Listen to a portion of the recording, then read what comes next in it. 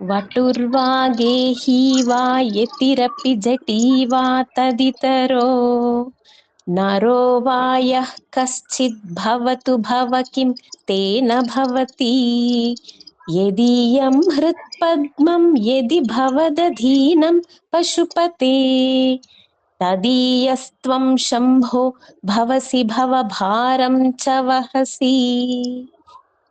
వటుర్వా గేహీ వా యతిరపి జటీ వా తదితరో నరో వా యః కశ్చిద్ భవతు భవ కిం తేన భవతి యదీయం హృత్పద్మం యది భవదధీనం పశుపతే తదీయస్త్వం శంభో భవసి భవభారం చ వహసి. వటుర్వా గేహీ వా యతిరపి జటీ వా తదితరో నరో వా యః కశ్చిద్ భవతు భవ కిం తేన భవతి యదీయం హృత్పద్మం యది భవదధీనం పశుపతే తదీయస్త్వం శంభో భవసి భవభారం చ వహసి. జటాలున్నాయి మాత్రం ఒత్తి పలకండి. వటుర్వా గేహీ వా యతిరపి జటీ వా తదితరో నరో వా యః కశ్చిత్ భవతు భవ కిం తేన భవతి యదీయం హృత్పద్మం యది భవదధీనం పశుపతే తదీయస్త్వం శంభో భవసి భవభారం చ వహసి. ఓకేనా అండి శ్లోకం?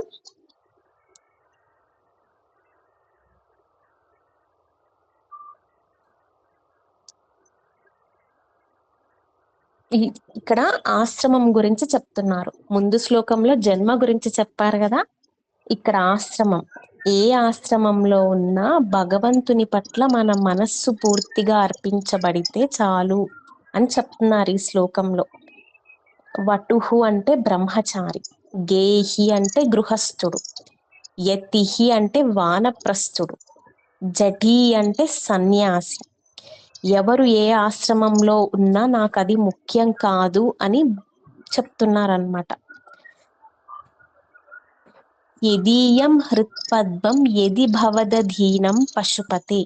ఓ పశుపతి, ఎవరి హృదయం మనస్సు నీ ఆధీనంలో ఉంటాయో వారి జీవితంలో ఆశ్రమం, వయస్సు, పరిస్థితి ఇవేవి ప్రధానమైనవి కావు.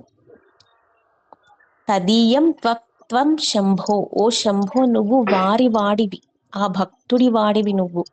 భవభారం చ వహసి, వారి జీవిత భారాన్ని కూడా నువ్వే మోస్తావు తండ్రి. ఇది భగవంతునిపై సంపూర్ణ శరణాగతి అన్నమాట. ఇదే భావం భగవద్గీతలో ఏం చెప్తారండి? అనన్యాశ్చింతయంతో మాం యోగక్షేమం వహామ్యహం అంటాడు. అంటే అక్కడ కృష్ణుడు కూడా చెప్తాడు కదా, మీ యోగక్షేమాన్ని నేను చూసుకుంటా, నాపై భారం వెయ్యండి అని. సౌందర్యలహరిలో అమ్మ కూడా అదే చెప్తుంది, నా పాదాలపై భారం వెయ్యండి, అన్ని నేనే చూసుకుంటాను అని. ఇక్కడ శివానంద లహరిలో కూడా శివయ్య అదే చెప్తున్నాడు అనమాట. యోగం అంటే మనకు లేనిది, అవసరమైనది సమకూర్చడం అనమాట. క్షేమం అంటే మన దగ్గర ఉన్నదాన్ని కాపాడటం అన్నమాట. భగవంతుడితో సంబంధం ఏర్పడటానికి ఏ ఆశ్రమము అడ్డంకి కాదు.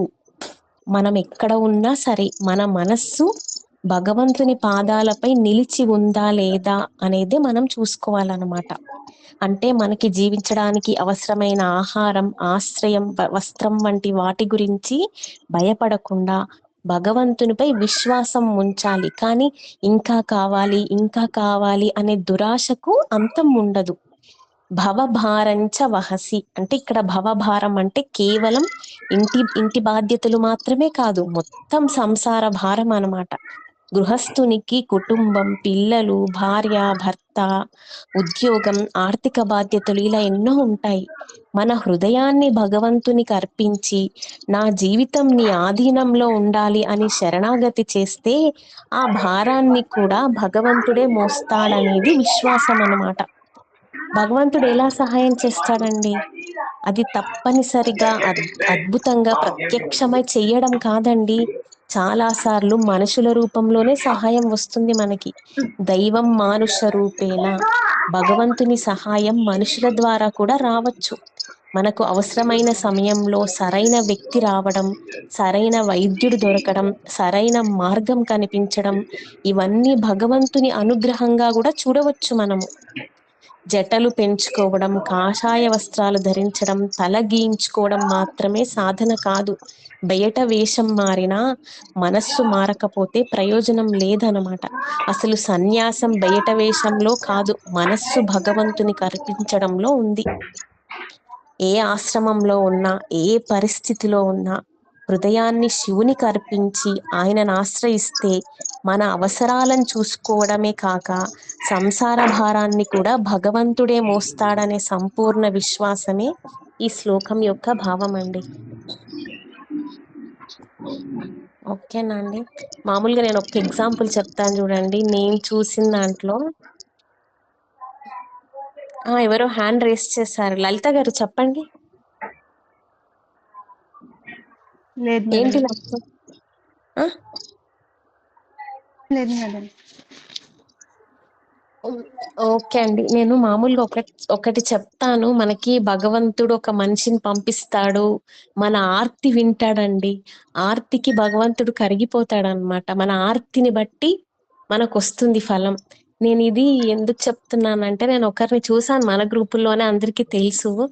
రాధ గారు నాకు ఎప్పుడు చెప్పేవాళ్ళు అనమాట, నాకు భగవద్గీత మంచిగా నేర్పించే వాళ్ళు కావాలి మేడం, నాకు వేరే వాళ్ళ దగ్గర నేర్చుకుంటున్నా గానీ నాకు అంతగా రావట్లేదు అని.